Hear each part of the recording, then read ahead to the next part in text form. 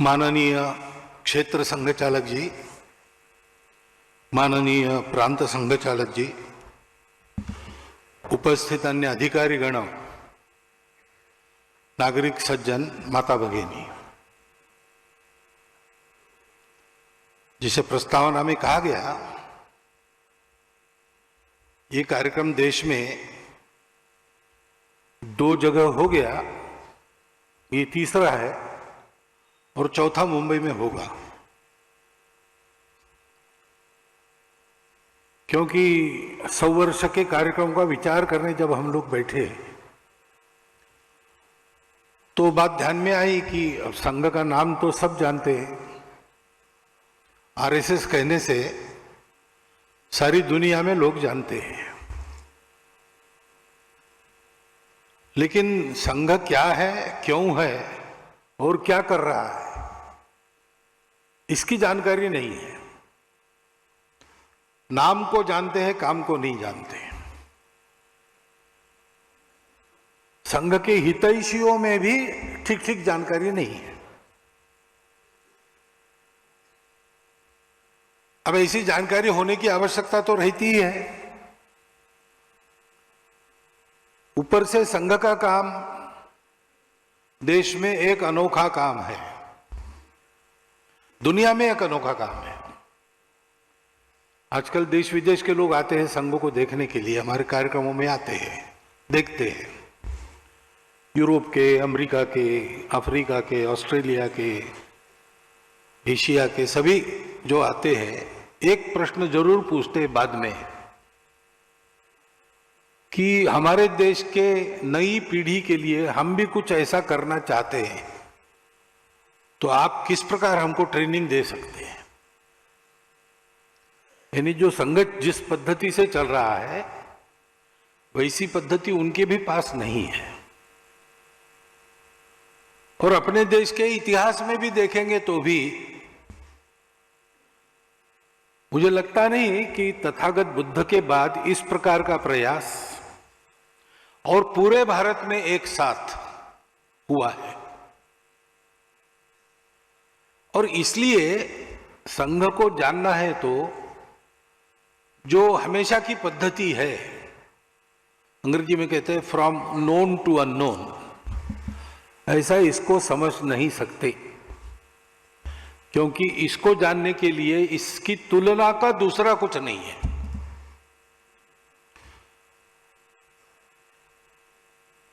ऐसा अपने यहां सुभाषित है रामायण में, गगनम गगनाकारम सागरम सागरोपमा। आकाश कैसा है, आकाश के जैसा ही है, उसके लिए दूसरा कंपेरेबल नोन उपलब्ध नहीं है, इसलिए आकाश आकाश जैसा है, सागर सागर जैसा है। राम रावण योर युद्धम राम रावण योरिव, राम रावण का युद्ध कैसा है वो उसके जैसा वैसा वही है, दूसरा नहीं है।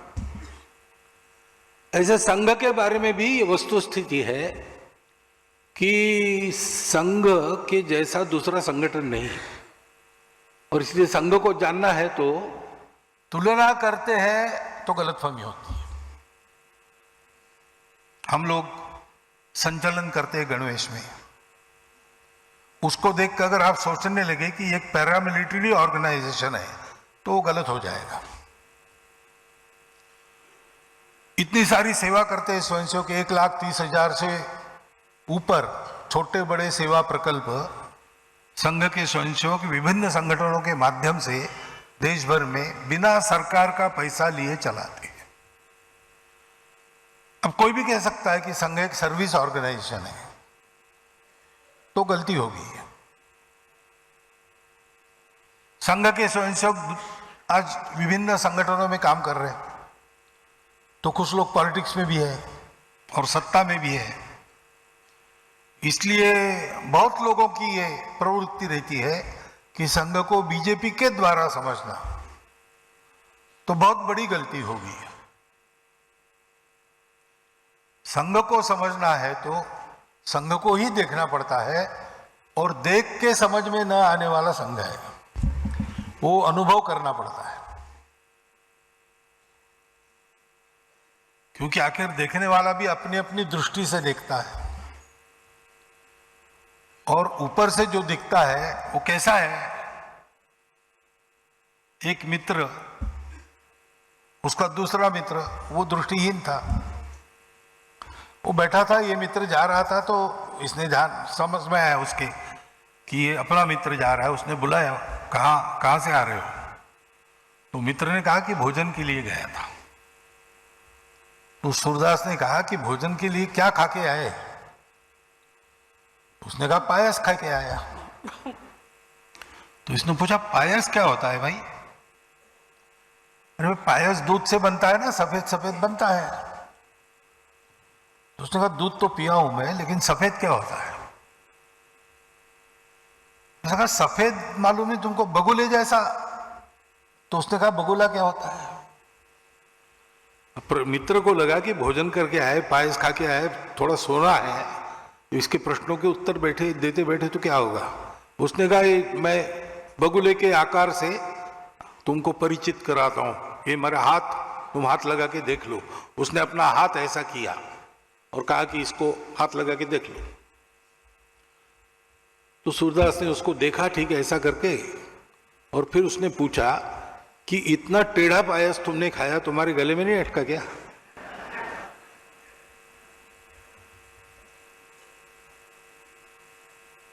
और फिर संघ के बारे में गलत नैरेटिव्स देने वाले भी लोग हैं, सरासर झूठ देने वाले भी लोग हैं। संघ का तो कोई शत्रु है नहीं, परंतु संघ के बढ़ने से अपने स्वार्थ के दुकान बंद हो जाएंगे, ऐसा जिनको लगता है, वो उसके बारे में उल्टी सीधी बातें करती रहती है। और अब हम बड़े हैं तो हमको सब लोग सुनते हैं, लेकिन पहले हमको नहीं सुनते थे।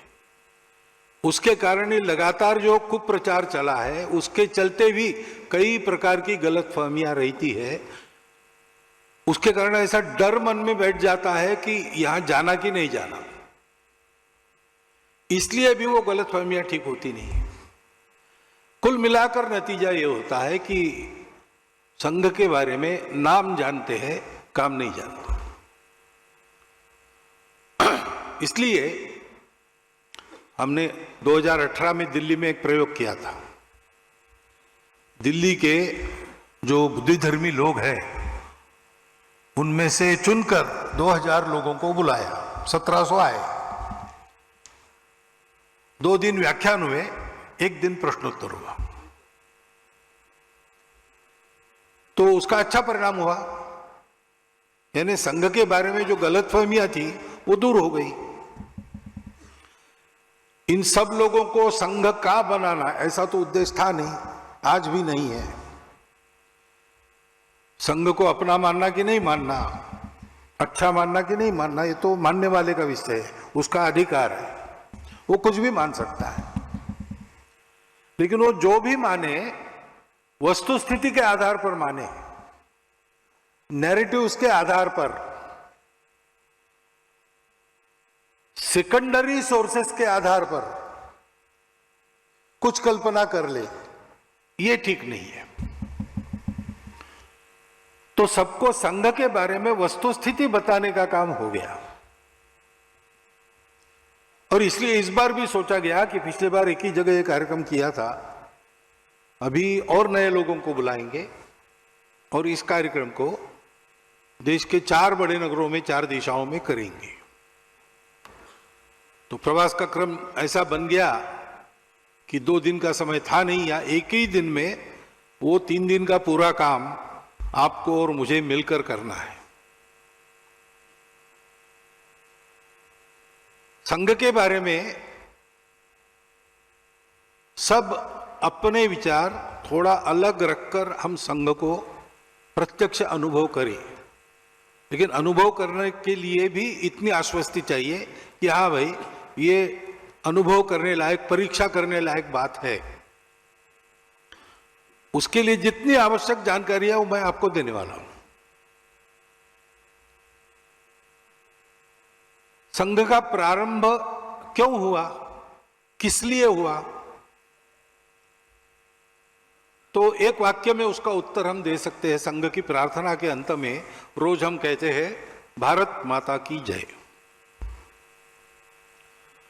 विश्व में भारतवर्ष की जय जयकार हो, भारतवर्ष विश्व गुरु बने, तो भारतवर्ष के समाज में वो शक्ति पैदा हो और उसके कर्तृत्व से भारत ऐसा बने और विश्व गुरु बने, तो बनने वाला भारत ही रहे।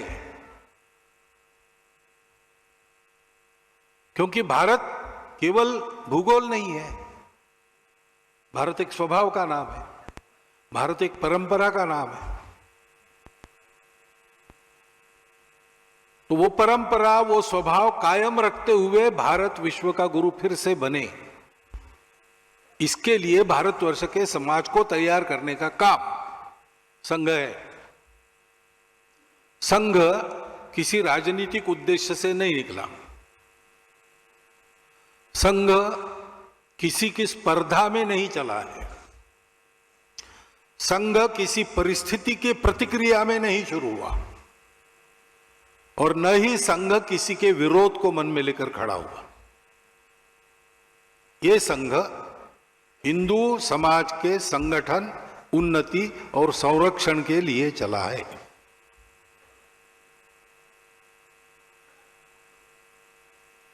प्रयास बहुत लोगों ने किए। 1857 में ब्रिटिशों के खिलाफ अपना एक संघर्ष हुआ, देशव्यापी संघर्ष हुआ, परंतु हम लोग उसमें हार गए। तो विचार मंथन शुरू हुआ अपने तत्कालीन नेताओं में कि अपने ही देश में इतने सारे हम लोग हैं, हमारे राजा है, हमारी सेनाएं हैं, एक से एक कुशल योद्धा हमारे पास थे। ये सब होने के बाद भी मुट्ठी भर अंग्रेज बाहर से आए और उन्होंने हमारे देश को जीता और हमको परास्त किया। ये क्यों हुआ? तो मंथन में से एक उत्तर मिला, उसकी एक धारा बन गई कि भाई अभी हार गए तो क्या हुआ, फिर से यही सशस्त्र प्रतिकार करना चाहिए और अंग्रेजों को शस्त्राचार के द्वारा भगा देना चाहिए। तो 1857 में तो कंपनी का राज्य बाद में गया और रानी का राज्य आ गया है ना, हम पूरे गुलाम बन गए, हमारे राजा मांडलिक बन गए, तो हमारी अपनी सेना तो थी नहीं। तो फिर क्रांतिकारक गतिविधि के रूप में तब से जो चला है, शस्त्राचार के द्वारा विदेशी आक्रमकों को खदेड़ देने वाला प्रवाह, वो सुभाष बाबू के 1945 में अंतर्धान होने के बाद ही समाप्त हुआ। 47 में हम स्वतंत्र हुए, फिर उसकी आवश्यकता नहीं रही। स्वातंत्र्य वीर सावरकर जैसे लोगों ने 60 के दशक में अभिनव भारत नामक उनकी जो क्रांतिकारी संस्था थी, उसका बाकायदा समापन किया। लेकिन इस अल्पावधि में लगभग 90 वर्षों में उस धारा ने हमको ऐसे दैदीप्यमान महापुरुष दिए, ऐसे चरित्र दिए, जिनका कीर्तन करके आज भी हमको जीवन में प्रेरणा मिलती है। दूसरा एक विचार रहा कि भाई लड़े तो हम उस समय, लेकिन सेना लड़ी, राजा लड़े, समाज तो अपने घर में बैठा था। ऐसा नहीं कि समाज स्वतंत्रता के विरुद्ध था, समर्थन तो था, लेकिन इसमें हमको कुछ करना होता है ये उसको पता नहीं, क्योंकि आधुनिक राजनीति की उसको समझ नहीं है। और इसलिए राजनीतिक जागृति भारतीय जनता की आवश्यक है। और इसलिए इंडियन नेशनल कांग्रेस को माध्यम बनाकर अपने तत्कालीन नेताओं ने उसको राजनीतिक जागृति का और स्वतंत्रता के संघर्ष का एक हथियार बना दिया। और उसके चलते भारत में व्यापक जन जागृति हुई। क्रांतिकारकों की धारा के साथ साथ आंदोलन की धारा इधर से चली और ये जो सारी जनता जागृत हुई, वो जो करती रही उस समय वो देश के लिए करती रही। जो आंदोलन में थे, जेल में जाना पड़ा, लाठी खानी पड़ी, वो किया। जो नहीं कर सकते थे उन्होंने ऐसे सत्याग्रही के शिविरों में उनके भोजन की व्यवस्था की। आदमी चरखा भी चलाता था, देश के लिए चलाता था। चरखा चला चला के लेंगे स्वराज लेंगे।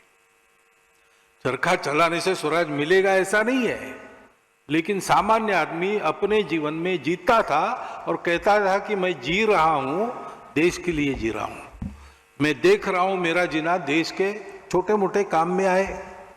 सेतु बंधन में बड़े बड़े पत्थर लाने वाले वानर भी रहे, लेकिन एक गिलहरी सा एक रेती का कण में झाड़ू हुआ।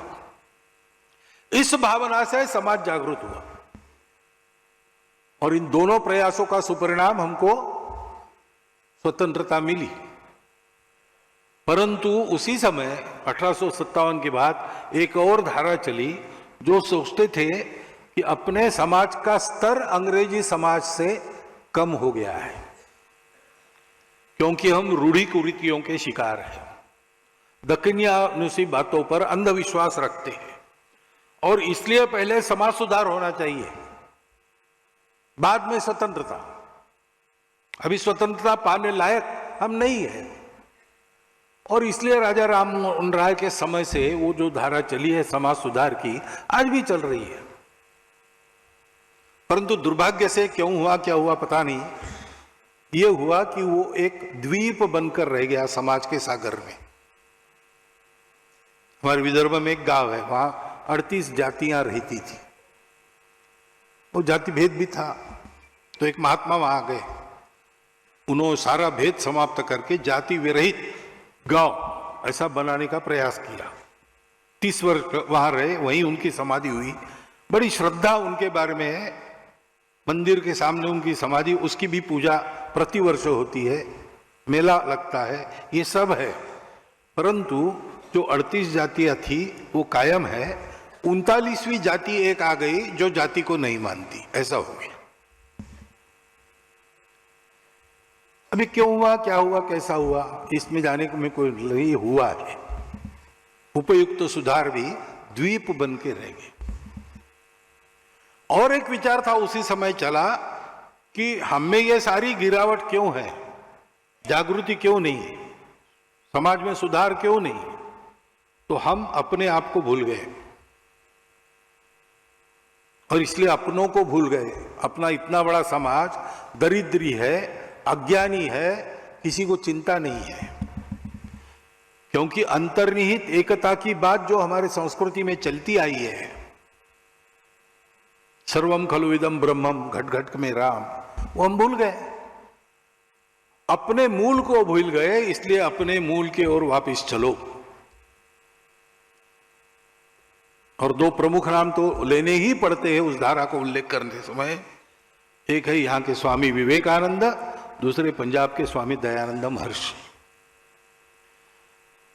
स्वतंत्रता के आंदोलन के काल में 1857 के बाद और स्वतंत्र भारत में भी आज तक जो बहुत सारे कार्य चले हैं, उन कार्यों की प्रेरणा कहीं ना कहीं इन दो में से किसी महापुरुष में निहित है। परंतु वो भी धारा, वो भी आज भी चल रही है, अच्छा चल रहा है, परंतु समाजव्यापी नहीं हुआ। संघ के जो संस्थापक थे डॉक्टर हेडगेवार, वो इन चारों धाराओं में काम करके कार्यकर्ता के नाते उन कार्यों का प्रत्यक्ष अनुभव ले चुके थे। डॉक्टर हेडगेवार के जीवन में दूसरा उद्देश्य नहीं था, उनको देश का ही काम करना था, क्योंकि जन्मजात देशभक्त थे। चौथी प्राइमरी स्कूल में, चौथी के क्लास में विक्टोरिया रानी का राज्यारोहण समारंभ हुआ तो अंग्रेजों का साम्राज्य जहां जहां था, भारत में भी था, सर्वत्र हुआ, सरकारी संस्थानों में, स्कूलों में भी हुआ, इनके भी प्राइमरी स्कूल में हुआ। और उस समय मिठाई बांटी गई जैसे बांटते हैं, तो इन्होंने ये मिठाई फेंक दी कचरे में। तो शिक्षकों ने पूछा क्यों फेंकी भाई, बच्चे हो, मिठाई नहीं खाते हो? तो कहा ये तो मिठाई नहीं, जहर है। हमारे राज्य को निकालकर अपना झंडा गाड़ने वाले परकीय लोगों की रानी का राज्यारोहण हमारे लिए शोक दिन है, उत्सव का दिन नहीं है। और उसके उपलक्ष्य में जो मिठाई आई है वो हमारे लिए जहर है। ये बचपन में उनकी प्रवृत्ति थी।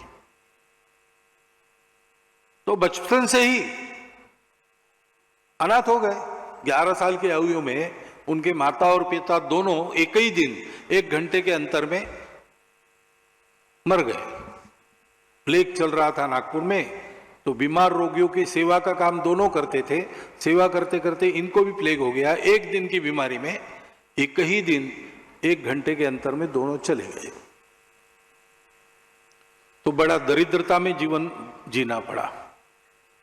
लेकिन प्रवृत्ति ऐसी होने के कारण स्वाभिमान पूर्वक अपना जीवन जीते हुए पहले 10वें क्लास में अपना स्थान उन्होंने कायम रखा और देश के लिए जो चल रहा था उन सब बातों में वो सक्रिय रहते थे। नागपुर में वंदे मातरम आंदोलन का नागपुर के विद्यालयों में संगठन उन्होंने किया। और जब ये स्कूल के इंस्पेक्टर आए स्कूल में तो उनका स्वागत वंदे मातरम की घोषणाओं से हुआ। तो अंग्रेज सरकार जागृत हो गई, उनके कान खड़े हो गए। उन्होंने नागपुर के सब विद्यालय बंद कर दिए और पता लगाना शुरू किया कौन है इसके पीछे। नागपुर के उस समय के नामवर बड़े नेता जो थे वो तो थे ही पीछे से, परंतु जिनके हाथों ये काम हुआ वो डॉक्टर एडगवार और उनकी एक टोली थी। लेकिन उसका पता नहीं लगा। 4 महीने तक स्कूल बंद रहे, छानबीन चलती रही, पता कुछ नहीं लगा। तो फिर एक नॉमिनल अपोलॉजी के साथ विद्यालय शुरू करना ऐसा शुरू हुआ कि बच्चे आएंगे, गेट पर हेडमास्टर खड़े रहेंगे, अंदर आते हुए प्रत्येक बच्चे को पूछेंगे गलती हुई ना, मुंडी हिलाना, मुंडी हिलाया तो प्रवेश। स्कूल शुरू हो गए। लेकिन 2 लोगों ने इतना भी करने से इनकार कर दिया। उसमें एक डॉक्टर एडगवार थे। स्वप्न में भी हम हमारे माता को वंदन करना, वंदे मातरम करना ये गलत है ऐसा कह नहीं सकते, तो हम माफी कैसे मांगेंगे? हम विचार ही नहीं कर सकते मुंडी हिलाने का। तो रस्टिकेट हो गए। ऐसे विद्यार्थियों के लिए उस समय राष्ट्रीय विद्यालय रहते थे, वहां पर उन्होंने प्रवेश लिया। उसको भी अंग्रेजों ने बंद कर दिया। तो निजी तौर पर परीक्षा में बैठे और फर्स्ट क्लास में पास हो गए। इसलिए नागपुर के नेता ने सोचा कि ये बड़ा होनहार बालक है, संघर्षशील है, कष्ट सहन करने की आदत है और सबसे अधिक बात इन्हें प्रामाणिक है। इसको कलकत्ता डॉक्टरी पढ़ने के लिए भेजेंगे। तो उन्होंने चंदा करके थोड़ी सी व्यवस्था करके डॉक्टर साहब को यहाँ कलकत्ते में नेशनल मेडिकल कॉलेज में प्रवेश दिलवा दिया। यहाँ आना और फीस वीस का प्रबंध हो गया, खाना और रहने का प्रबंध नहीं था। तो उधर के 2 विद्यार्थी यहाँ एक लॉज में रहते थे, उनके पलंगों के बीच में अपनी पट्टी बिछाकर वो सोते थे। और भोजन का टिफिन 3-4 लोगों का आता था, उसमें इनका भी भोजन निकल जाता था। ऐसे कुछ दिन करना पड़ा उन्हें। परंतु भेजा इसलिए नहीं था कि केवल डॉक्टर बनेंगे, भेजा इसलिए डॉक्टरी तो बहाना था। यहां अनुशीलन समिति थी उस समय, क्रांति कार्य का सारा समन्वय अनुशीलन समिति से के द्वारा होता था। तो उससे संपर्क करना ये काम उनको दिया गया। और पश्चिम भारत में क्रांति कार्य का श्री गणेश करना। उन्होंने दोनों काम अच्छे किए। डॉक्टरी भी 4 साल के बाद फर्स्ट क्लास में पास हो गए। और महाराष्ट्र यानी राजस्थान से आंध्र तक के इलाके में क्रांतिकारकों को बसाना, उनकी व्यवस्था करना, शस्त्र आदि पहुंचाना, योजना बनाना, ये सारा संगठक का काम उन्होंने किया। लेकिन वो विफल हो गया आंदोलन। आंदोलन विफल हो गया तो डॉक्टरी पढ़ने के बाद उन्होंने प्रतिज्ञा ली थी अनुशीलन समिति के प्रवेश में, जो प्रतिज्ञा लेनी पड़ती थी काली माता के मूर्ति के आगे कि इस जन्म में देश का ही विचार करूंगा, मेरा अपना करियर वगैरह सारी बातें अगले जन्म के लिए। तो उनको एक नौकरी चलकर आई थी बर्मा में, 3000 रुपया महीना उस समय की। लेकिन उन्होंने प्रिंसिपल को कह दिया कि मुझे पैसा कमाना नहीं है, मैं देश का काम करने वाला हूं।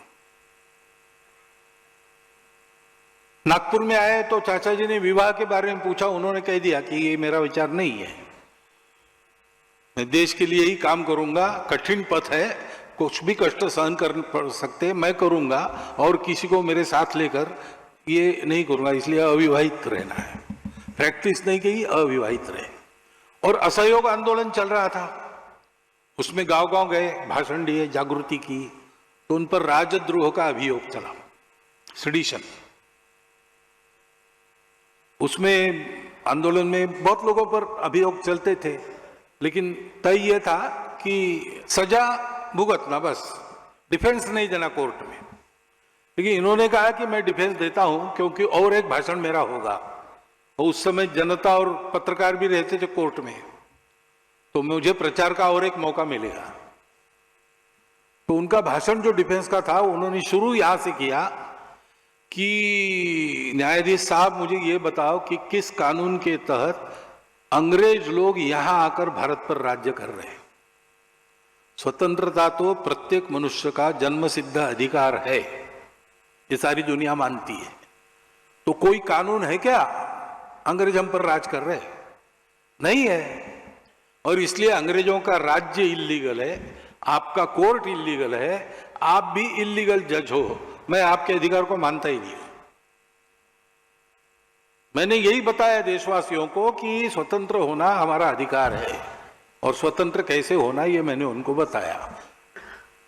सर्वसम्मत कानून के आधार पर जो है वो मैंने बताया, मैंने कोई गुनाह किया नहीं है, और मैंने किया गुनाह कि नहीं गुनाह उसका निर्णय आप नहीं कर सकते, क्योंकि मैं आपको मान्यता नहीं देता। तो उनको 1 साल सश्रम कारावास की सजा देते समय मैजिस्ट्रेट ने रिमार्क लिखा, ऑबिटर डिक्टा कहते हैं ना, ऐसा लिखा कि इनके जिन भाषणों के कारण इन पर आरोप लगा है, उससे इनका डिफेंस का भाषण ज्यादा सेडिशियस है। ऐसे वो थे, और इसलिए इन सब प्रकार की धाराओं में वो सक्रिय थे।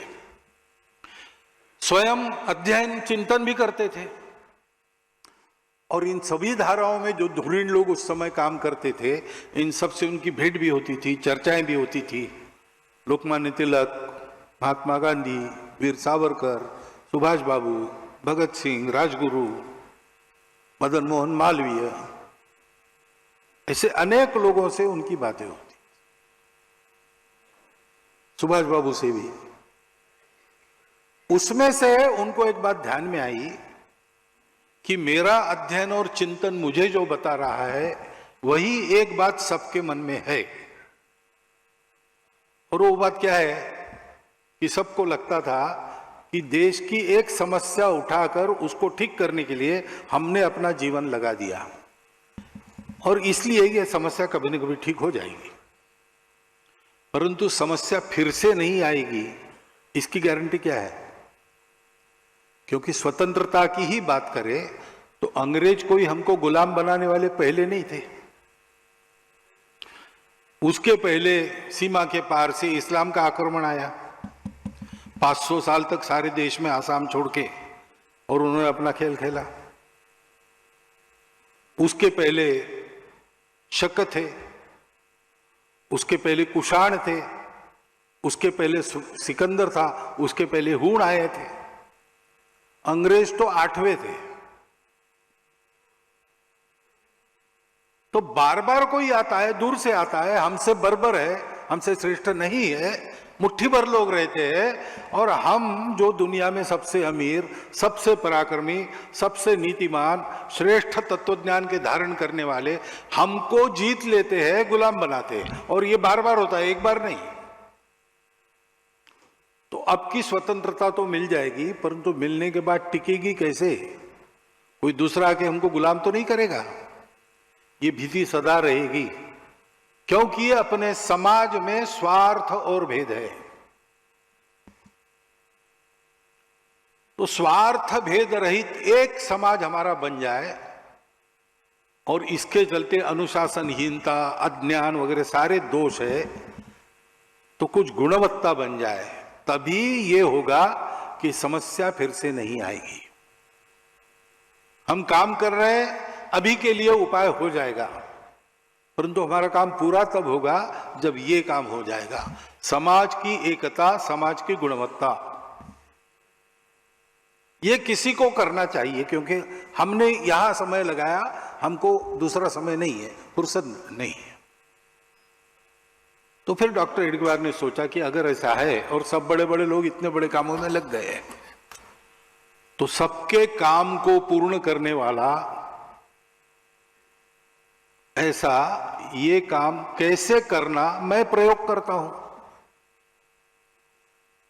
त्रैलोक्यनाथ चक्रवर्ती जी को मिलने आए थे, डॉक्टरी होकर नागपुर गए उसके बाद, या उस समय ही आए थे, और उनसे उनकी चर्चा हुई। तो यही चर्चा हुई कि ऐसा कुछ करना पड़ेगा, और डॉक्टर हेडगेवार ने उनको कहा कि दादा मुझे लगता है कि ये काम मुझे ही करना पड़ेगा। से 10 साल उन्होंने प्रयोग किए, और फिर 1925 के विजयादशमी में राष्ट्रीय स्वयंसेवक संघ की स्थापना की घोषणा की। मैं ये इसलिए बता रहा हूं कि जो पहले मैंने कहा, संघ कंपटीशन नहीं है, संघ रिएक्शन नहीं है, संघ अपोजिशन नहीं है, संघ अचीवमेंट के लिए भी काम नहीं करता।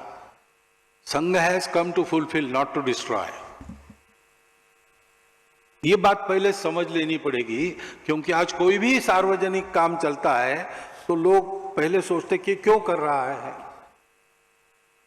कुछ पाना होगा, किसी के साथ स्पर्धा होगी, यही सोचते हैं। संघ के जन्म में ये कुछ भी कारण नहीं है, बस डॉक्टर हेडगेवार के हृदय की व्यथा, देश की दुर्वस्था, संघ बन फूट निकली, हृदय की व्यथा संघ बन फूट निकली, ऐसा हम वर्णन करते हैं एक गीत में। ऐसे संघ शुरू हुआ। डॉक्टर हेडगेवार ने जो अनुभव किया उसके आधार पर उन्होंने कहा कि संपूर्ण हिंदू समाज का संगठन करना है, और संपूर्ण समाज संगठित होना मुश्किल बात है, होता नहीं।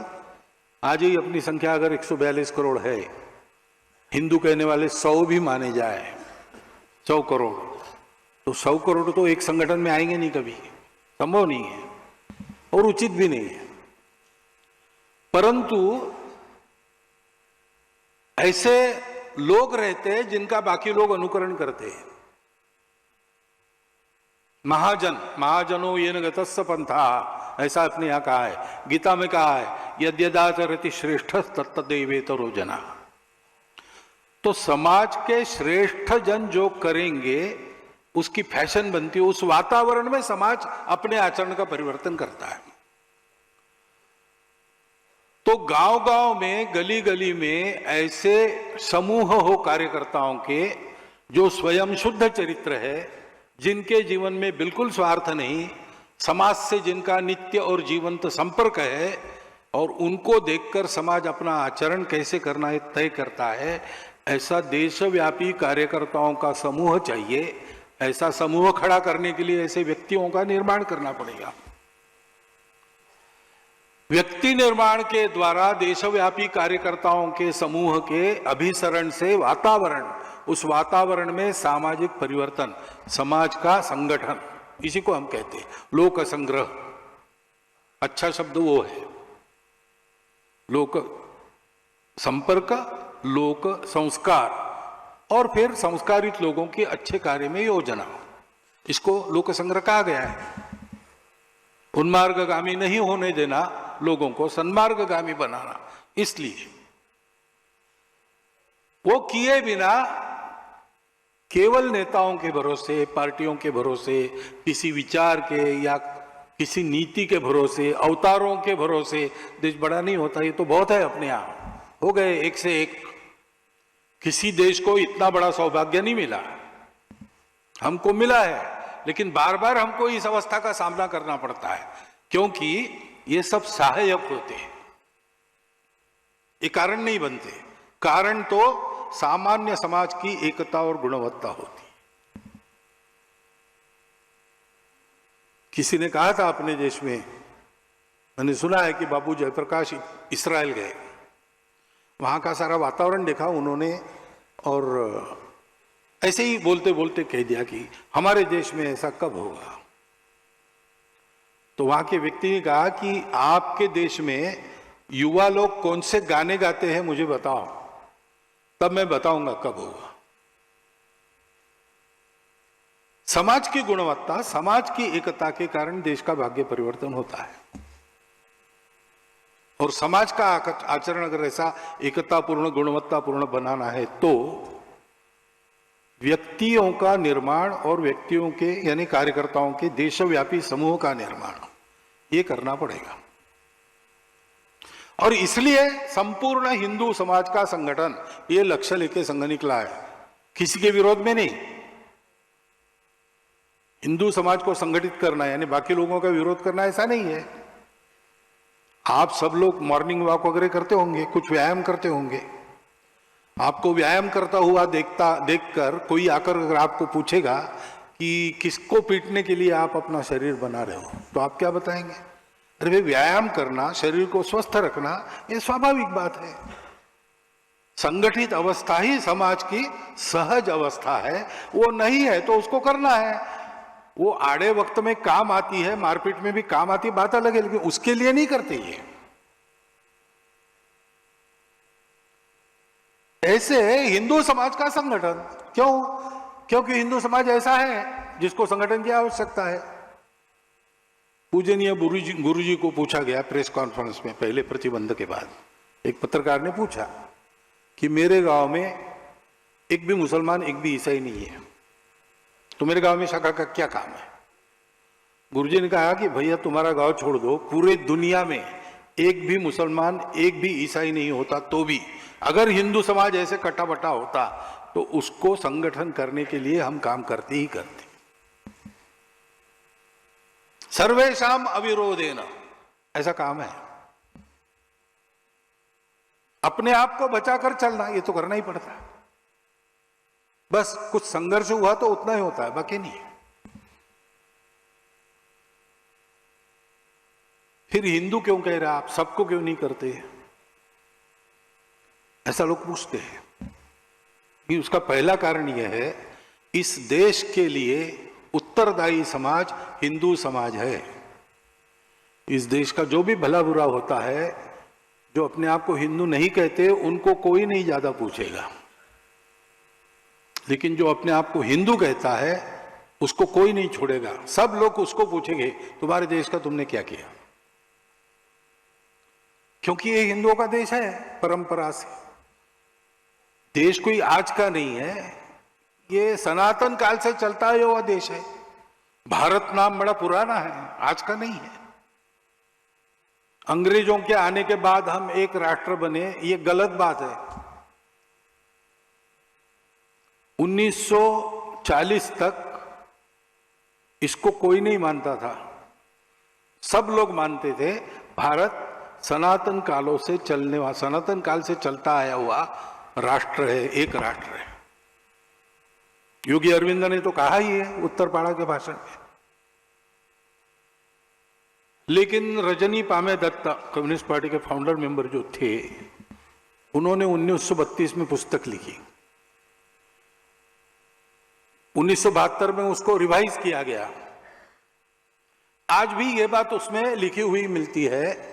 उन्होंने अंग्रेजों को कहा कि आपको लगता है कि आपके आने के कारण हमको ये डेमोक्रेसी वगैरह सारी चीजें मिली, ये आपकी गलत बात है। आप नहीं होते तो भी हमारे वेदों के भरोसे हम ये सब कर लेते। अब ये हमारे वेद कब से है भाई? सबसे प्राचीन साहित्य है दुनिया का। हमारा देश तब से है। तब से इस देश की एक विशेषता को देखकर इसको भारत कहा गया है। ये सब लोग ज्ञान साधना में और प्रकाश की साधना में रत रहते हैं। तमसो मां ज्योतिर्गमय, इस प्रयास में ये सब लोग रहते हैं और इसलिए ये भारत है। और दूसरी बात है कि केवल इस देश के लोग हैं जो सभी विविधताओं को स्वीकार करते हैं, उसका सम्मान करते हैं, रास्तों को लेकर झगड़ा नहीं करते कभी भी। कहते कि सब रास्ते एक ही जगह मिलेंगे, रुचीनाम वैचित्र्यात् रुजुकुटिल नाना पथयुताम नृणाम एको गम्यस्त्वमसि प्रण पयसाम अर्णवैव। रुचि प्रकृति के कारण टेढ़े मेढ़े सीधे साधे अनेक प्रकार के रास्ते होते हैं, लेकिन मनुष्यों को भगवान की ओर ही जाना है। जैसे कहीं पर पड़ेगा पानी तो जाएगा सागर में।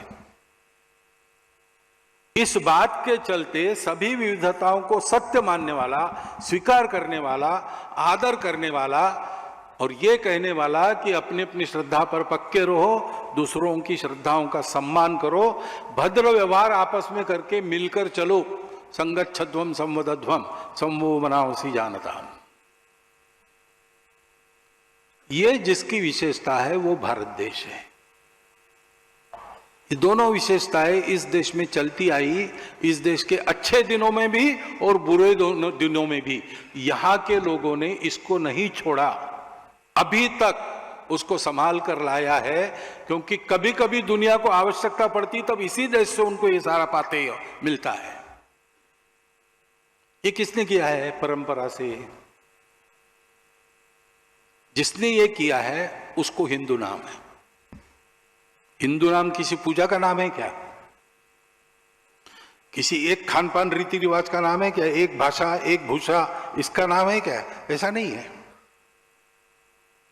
हिंदू वास्तव में नाम भी नहीं है। हिंदू एक विशेषण है, एडजेक्टिव है। हम उसका नाम जैसा आजकल उपयोग करते हैं, ये हमारी गलती है। इस स्वभाव के जो लोग हैं उनकी पूजा कोई भी हो, स्वदेशी हो या विदेशी हो, उनकी भाषा कोई भी हो, स्वदेशी हो या विदेशी हो, उनके खान पान, रीति रिवाज सब कुछ अलग अलग होने के बाद भी ये अगर मानते हैं तो वो हिंदू संस्कृति के अंदर, हिंदू धर्म के अंदर चल रहे। फिर से धर्म यानी रिलीजन नहीं, संस्कृति यानी कल्चर नहीं, ये अपने शब्द है, अपनी परंपरा के शब्द है। उसके अर्थों के बारे में आज मैं नहीं बोलूंगा, आप लोग अध्ययन कर सकते हैं। सर्व समावेशक, सबको, सबका कल्याण चाहने वाला, सारी पृथ्वी को कुटुंब मानने वाला, विश्व एक घर बनकर रहे ऐसी कल्पना करने वाला, इस देश का ये विरासतदार है, वो हिंदू है। वो इस देश से क्यों जुड़ा है? क्योंकि इस देश के कारण ही हम ऐसे बने हैं। अपनी मातृभूमि सुजल सुफल मलय शीतल थी, उस समय जनसंख्या भी कम थी, इसलिए स्ट्रगल फॉर एग्जिस्टेंस वगैरह हमारे यहां नहीं हुआ। सब खा सकते थे, सब मेहनत करते थे, खाते थे, भरपूर था। और उस समय तो पहाड़ और सागर लांग के कौन देश में आएगा? बाहर से कोई आ नहीं सकता था। इक्के दुक्के आ गए तो उनको हम बसा लेते थे। अरे हमारी देवी देवता अलग है तो हमारे पहले से 33 करोड़ है। हमारी भाषा अलग है, हमारी पहले से भाषाएं अनेक है। और इसलिए ना हमको बाहर लड़ने की जरूरत पड़ी, अंदर लड़ने की जरूरत पड़ी। और हमको फुर्सत भी मिली। उस फुर्सत का उपयोग हमने सुख का निदान खोजने के लिए किया। दुनिया बाहर खोज के रुक गई, हम अंदर खोजते चले गए, तो हमको बात मिली, यूनिटी ऑफ एग्जिस्टेंस, सारा अस्तित्व एक है और हम सब लोग उस अस्तित्व के अंग हैं। हमारी सारी विविधता उस एकता से निकली है, उसी का आविष्कार है, उसी का श्रृंगार है।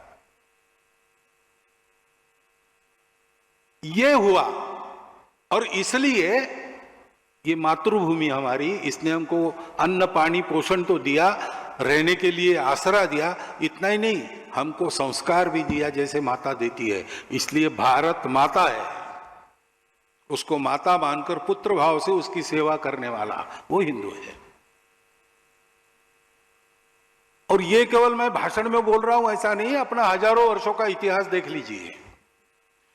इस धर्म संस्कृति के मूल्यों के लिए, उनको सरसाने के लिए, उनको सुरक्षित रखने के लिए खून पसीना हमारे पूर्वजों ने बहाया है। उन्हीं का सारे भारत में आदर है, वो किसी प्रांत के रहने वाले थे, किसी भाषा के बोलने वाले रहे, किसी पूजा को मानने वाले रहे, लेकिन इसमें जिन्होंने अपना जीवन खर्चा किया उनके बारे में भारत में सर्वत्र सम्मान है। पूर्वजों से, क्योंकि उन्हीं का रक्त में आज भी खेल रहा है। विज्ञान कहता है कि अखंड भारत के इंडो ईरानियन प्लेट पर जो मानव समूह आज है उसका डीएनए 40,000 वर्षों से समान डीएनए है। हम समान पूर्वजों के वंशज हैं। हमारी यह मातृभूमि है, इसके सिवाय हमको दुनिया में दूसरी गति नहीं। भावनिक विचार कीजिए या वास्तविक विचार कीजिए, भारत की प्रतिष्ठा दुनिया में हमारी प्रतिष्ठा है, भारत की सुरक्षा दुनिया में हमारी सुरक्षा है। व्यावहारिक बात है बिल्कुल। और ये विश्व धर्म, विश्ववारा संस्कृति, जिसको आज हिंदू धर्म, हिंदू संस्कृति कहा जाता है, वास्तव में जो मानव धर्म और मानव संस्कृति है उसको सारी दुनिया को समय पर देने के लिए ये एक उद्देश्य मन के पीछे रखकर कुछ बोल सकते हैं, कुछ बोलते हैं, कुछ जानते हैं, कुछ अबोध है, लेकिन सबके मन के अंदर ये बात छुपी है। किसी को भी पूछिए भारतवर्ष में जीना क्यों है, वो तो बताएगा भी जीते जीते भगवान मिल जाए, जन्म जन्म का चक्कर समाप्त हो जाए। अरे भाई वो ठीक है, मरने के बाद होगा, लेकिन जीवन तो जीवन भाई देखो, साईं इतना दीजिए जामे कुटुंब समाए, मैं भी भूखा ना रहूं, साधु भी भूखा न जाए। सारे भारतवर्ष में सब लोग बोले करते होंगे, नहीं करते होंगे आज, लेकिन मान्यता अभी भी नीचे से ऊपर, गरीबों से अमीरों तक, किसी भी जाति में, प्रांत में, कहीं भी जाइए, यही है। और इसलिए ये हिंदू राष्ट्रीयता है, ये हमारा हिंदू राष्ट्र है। इस दृष्टि से देखेंगे तो भारतवर्ष में आज कौन हिंदू नहीं है? भारतवर्ष में सब हिंदू है। बस कुछ हिंदू है जो कहते हैं हाँ गर्व से कहो हम हिंदू हैं, कुछ हिंदू है जो कहते हैं भाई गर्व क्या करना, हिंदू तो हम हैं और रहेंगे। कुछ हिंदू कहते हैं भाई हिंदू हम हैं लेकिन पूछो मत, और मैं जोर से नहीं बोलूंगा, तुमको प्राइवेटली बताऊंगा हूं करके। क्यों? कुछ भय है उनको, स्वार्थ है, क्या पता नहीं। और कुछ हिंदू है जो भूल गए, अब धीरे धीरे उन्होंने याद करना शुरू किया है, लेकिन वो याद न करे, उनको भूल पड़े उसकी, इसके भी प्रयास हो रहे हैं। भारत को बड़ा करना यानी इन बातों का बड़ा होना है। यह विश्व धर्म फिर से विश्वव्यापी हो जाए, ये विश्ववारा संस्कृति सबके आचरण में आए। दुनिया को चाहिए, आज दुनिया इन बातों के लिए तरस रही है, देगा भारत ही, ये सबको पता है। भारत को उसके लिए तैयार होना है, और भारत को तैयार होना है तो ये सब काम करने पड़ेंगे। ये सारा विचार जो मैंने बताया कोई संघ ने थोड़ी सोचा है, ये अपना सनातन विचार है, चलता आया है, सब ने उसका बखान किया है, सब ने भारत की इस एकता को इस प्रकार से ही माना है। आप किसी भी अपने नेता का वक्तव्य, पुस्तक देख लीजिए, पुराने गांधी जी का हिंद स्वराज देख लीजिए, सुभाष बाबू का तरुणेर प्रश्न देख लीजिए, सब लोगों ने कहा है। 1940 तक ये मान्यता थी सबकी, 40 में विश्व की राजनीति बदल गई है, उसके चलते अपने अपने सुविधा का स्वर प्रत्येक ने पकड़ा, उसके कारण मतभेद है और कुछ नहीं है। और अब विस्मृति हो गई हम क्या थे, परंतु यह सत्य है, इस सत्य को लेकर संघ चल रहा है, इसमें कोई समझौता नहीं है। संपूर्ण हिंदू समाज का संगठन करने की जो कार्य पद्धति है वो संघ की अपनी खोज है, डॉक्टर एडगेवार की खोज। बहुत सीधी सरल पद्धति है, घंटा भर आओ, जैसे आप अपने लिए व्यायाम करते हो तो राष्ट्र के लिए योग्य बनने का 1 घंटे का व्यायाम है, उसको संघ की शाखा कहते हैं। सारी बातें भूल जाओ, आटे दाल के भाव भूल जाओ, राजनीति भूल जाओ, भेद भूल जाओ, स्वार्थ भूल जाओ, सब कुछ भूल जाओ। मातृभूमि हमारे पूर्वजों का गौरव, मातृभूमि की भक्ति के गीत, पूर्वजों के गौरव के गीत, और अपने देश के भाइयों के साथ वो कौन है, क्या है, कौन सी भाषा बोलते हैं, कितना पैसा, कुछ ना सोचते हुए ये मेरे अपने भारत माता के पुत्र भाई है, इस नाते उनके कंधे से कंधा मिलाकर, कदम से कदम मिलाकर चलो, उनके साथ मातृभूमि की मिट्टी में खेल खेलो। 1 घंटा सब भूल के देश का चिंतन, देशवासियों का चिंतन, ये करने का ट्रेनिंग लो। ये करते समय सबको साथ लेकर चलना, सबके साथ चलना, इसका स्वभाव बनाओ। और ऐसा ये ट्रेनिंग लेते लेते उर्वरित समय में अपनी रुचि क्षमता समय के अनुसार समाज के हित का कोई भी काम चुनकर उसमें अपना समय दो, अपनी संपत्ति दो, जितनी दे सकते हो। तन मन धन पूर्वक इसमें लग जाओ और प्रामाणिकता से लग जाओ। किसी को दिखाने के लिए नहीं करना है, स्कोर कार्ड पर स्कोर बढ़ाने के लिए करना है। ये मेरा कर्तव्य है, मैं इस राष्ट्र का पुत्र हूं, राष्ट्रीय हूं, भारत माता का संतान हूं, मेरे अपने लोग हैं, मेरा अपना समाज है इतना बड़ा, उसको ठीक करना मेरा काम है। जैसे मेरे घर को ठीक रखना मेरा काम है, इसे ये भी मेरा काम है। इसको ठीक रखूंगा तो घर भी ठीक रहेगा, मैं भी ठीक रहूंगा। घर और मैं ठीक रहेंगे, लेकिन ये बिगड़ गया तो सब कुछ मटिया मिट हो जाएगा। इसका अनुभव हम लेते हैं। ये करना है, 1 घंटा व्यायाम, उसके बाद ही तो कर रहे, धीरे धीरे बढ़ रहा है। पहले समझ में नहीं आता था लोगों को इससे क्या होगा, अब समझ में आ रहा है। तब जो लोग कहते थे कि इनको छोड़ने वाला नहीं, हवा में डंडे घुमाते हैं, बेकार, इनको ध्यान मत दो। आज जो लोग कहते रहे सावधान रहो इनसे, छोटा भी बालक आ गया, नहीं नहीं नहीं, क्या, अरे आगे बहुत बड़ा हो जाता है। लेकिन बड़ा हो जाता नहीं, किसी के विरोध में नहीं हो जाते, देश के लिए चल रहा है भाई, सारे देश को ये हमको समाज का संगठन करना है, समाज में अपना अलग प्रभावी संगठन नहीं करना है। क्योंकि देश का भाग्य परिवर्तन संपूर्ण समाज के लगने से होता है। जैसे नेता नारा नीति पार्टी अवतार विचार महापुरुष काम नहीं करते, सहायक होते हैं, वैसे संघ जैसा संगठन भी वो कारण नहीं होता, वो सहायक होता है।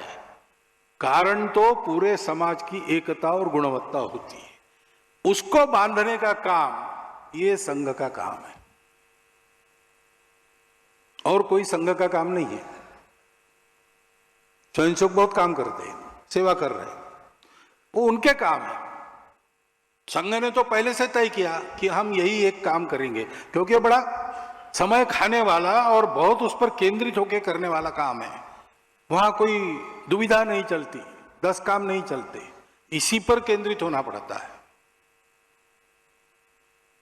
और इसलिए संघ ने कहा कि संपूर्ण हिंदू समाज को संगठित करना छोड़कर हम कोई काम करेंगे नहीं, और वो काम हमारा होने के बाद हमको दूसरा कोई काम करना नहीं, क्योंकि तब किसी संगठन की आवश्यकता नहीं रहेगी, संगठित समाज अपना काम कर लेगा। लोगों ने पूछा फिर कैसे होगा, संघ कुछ नहीं करेगा, फिर बाकी सब होगा, कैसे होगा भाई, स्वयंसेवक कुछ नहीं छोड़ेगा।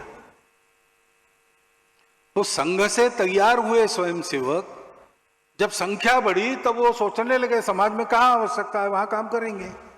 जैसा उनको लगा वैसे गए, अपने मन से गए, वहां उन्होंने काम खड़े किए, अथवा पहले से चल रहे थे अच्छे काम, उसमें शामिल हो गए। चल पड़े ये काम तो उनको सहायता की आवश्यकता हुई, तो सहायता संघ ने की, आज भी करता है और सबको करता है। अच्छे काम के लिए कोई भी आता है तो हम उसका विचार नहीं देखते, हम उसकी पार्टी भाषा भूषा कुछ नहीं देखते, काम अच्छा है, समाज के हित का है और प्रामाणिकता से निस्वार्थ बुद्धि से चल रहा है, तो हम सबको मदद करते हैं। मैं अनेक उदाहरण बोल सकता हूं, लेकिन बताना ठीक नहीं है। एक तो अपनी जाहिरात भी करनी नहीं है और शायद कठिनाई होगी किसी को, लेकिन सबको मदद करते, अच्छे काम में निस्वार्थ बुद्धि से किया जाता है। अच्छा काम करो और बाद में टिकट मांगो, ऐसा नहीं। ऐसा हम चलते हैं, ऐसा संघ चल रहा है। 100 साल चला है, आसानी से नहीं चला है, बहुत कष्ट हुए, क्योंकि पहले तो डॉक्टर हेडगेवार अकेले ही थे जो ऐसा सोचते थे। तो ये एक से दशलक्ष होकर कोटियों को है बुलाते, ये अवस्था कैसे आई और इस अवस्था को पाने के बाद अब आगे हमारा क्या विचार है, इसके बारे में जानकारी मैं अगले वक्तव्य में दूंगा।